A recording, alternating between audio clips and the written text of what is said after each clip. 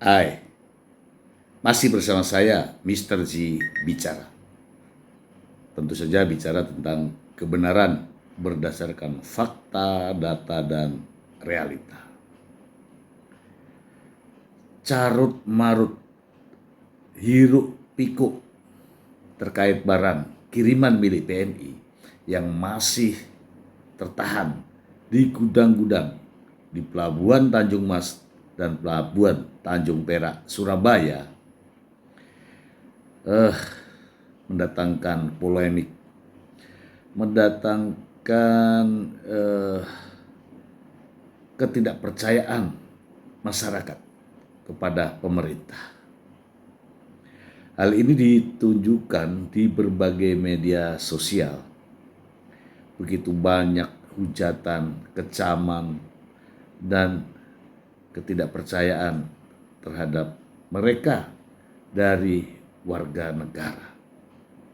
Ya, terutama para PMI, pekerja migran Indonesia. Ribuan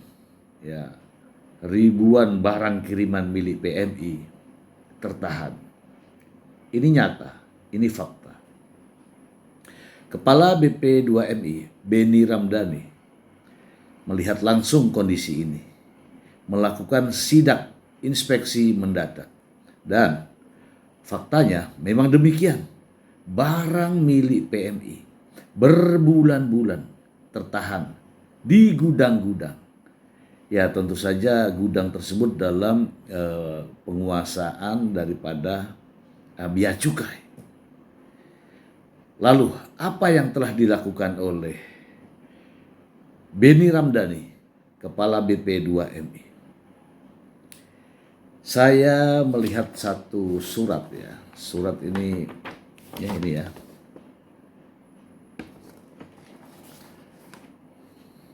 Kalau saya mau membahasnya ini sangat luar biasa ya. Saya akan bacakan kepada Anda semua.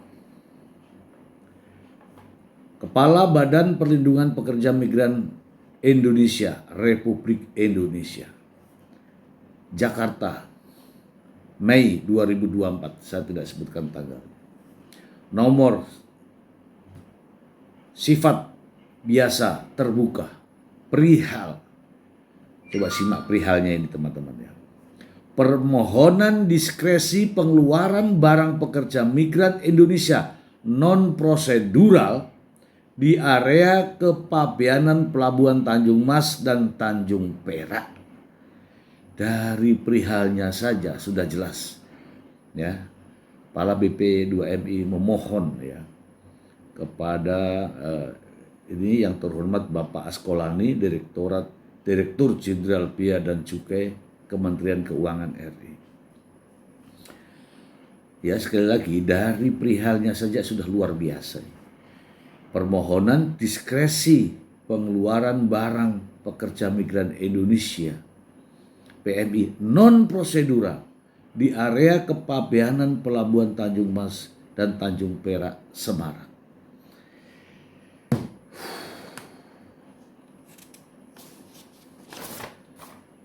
Saya ingin bacakan poin-poinnya ya. Menimbang hal tersebut di atas, mohon perkenannya kami menyampaikan hal-hal sebagai berikut. 1. Proses pengeluaran barang PMI di Pelabuhan Tanjung Mas dan Tanjung Perak masih terkendala disebabkan mayoritas barang dikirimkan oleh PMI yang tidak terdata atau non prosedural, baik di Siskop P2MI, BP2MI atau di portal Peduli WNI Kementerian Luar Negeri. 2. BP2MI sudah membuka pendataan aduan barang milik PMI di website BP2MI www.bp2mi.go.id submenu formulir barang kiriman PMI dan sudah disampaikan secara berkala kepada Ditjen Bea Cukai melalui personal di Direktorat Kepabeanan. 3. Terkait dengan PMI non prosedural yang mengirimkan barang sebelum diterbitkannya Permendak nomor 7 tahun 2024, yang tidak terdata di Sisco P2MI maupun portal Peduli WNI, namun dapat membuktikan memiliki dokumen perjanjian kerja di luar wilayah Indonesia, kiranya tetap mendapatkan diskresi relaksasi sesuai dengan ketentuan pada Peraturan Menteri Keuangan nomor 141/2023. 4. Terkait dengan diskresi tersebut, secara teknis data-data nama pengirim barang yang saat ini tertahan di gudang diduga merupakan PMI non-prosedural agar dapat dikirimkan melalui sistem interoperabilitas dari Direktorat Sistem Informasi Kepabeanan Ditjen Bea dan Cukai kepada Pusat Data dan Informasi BP2MI. Untuk selanjutnya dapat dicatatkan sebagai PMI non-prosedural yang saat ini bekerja di luar negeri dan akan disampaikan kepada Kementerian Luar Negeri melalui sistem interoperabilitas untuk dicatatkan pada portal Peduli WNI guna mendapatkan relaksasi sebagaimana dimaksud. Saya jelaskan di sini ya teman-teman ya. Dari surat ini saya melihat bahwa Kepala BP2MI sangat care ya dengan adanya problematika yang terjadi ketika PMI mengirimkan barang kirimannya. Ada persoalan yaitu terkait dengan data. Apakah PMI ini terdata di Sisco P2MI atau di Peduli WNI? Namun dari apa yang saya baca surat ini, Kepala BP2MI tetap mengedepankan kemanusiaan. Apabila belum terdaftar, maka data-data akan diproses melalui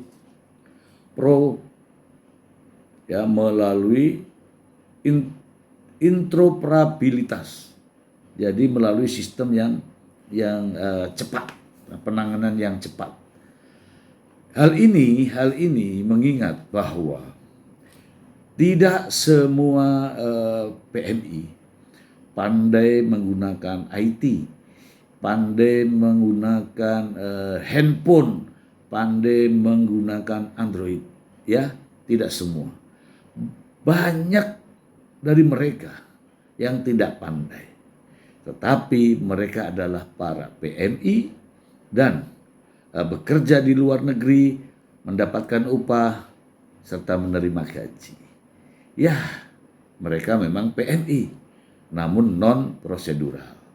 Nah, ketika dikatakan sebagai non-prosedural ini, Kepala BP2MI memohon kepada Direktur Jenderal Bea dan Cukai, Bapak Askolani, untuk segera mengambil kebijakan, diskresi pengeluaran, ya apapun bentuknya, yang jelas barang-barang kiriman milik PMI harus segera sampai ke alamat tujuan. Ya, ini pendapat saya ya. Memang ini problematik, tapi harus berani mengambil keputusan. Ya, jika pasti saya ikuti apa kata Pak Beni Ramdhani. Setidak-tidaknya masih ada hati merasakan bagaimana pedihnya para PMI ketika barang kirimannya berbulan-bulan tertahan di gudang. Ini yang menjadi persoalan. Ya, semoga saja apa yang saya ungkapkan ini bisa didengarkan oleh mereka yang memiliki kewenangan dan segera membebaskan barang milik PMI. Demikian.